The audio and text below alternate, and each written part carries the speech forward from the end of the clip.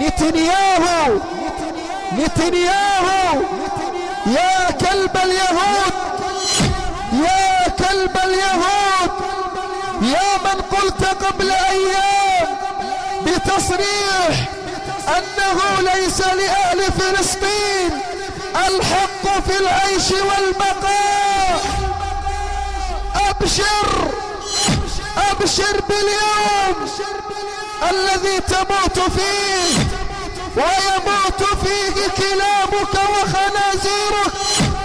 يا نتنياهو يا كلب اليهود، تمجح بغيك لا تخجلي، وجد بالوقاحة لا تبخلي. كدم كرخ اغدر صغف فما رأيناك مثلك من مبطلي. وخلي الحياء لأهل الحياء، وما شئت شيئا فقل وفعلي. قفاك كوجهك أن ترى حياء وقلبك منه خلي.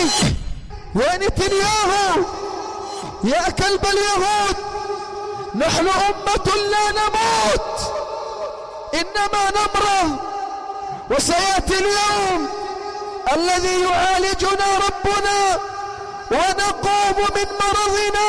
يا نتنياهو يا كلب اليهود، إذا كان العرب خاصة لقد سمع الله صرخات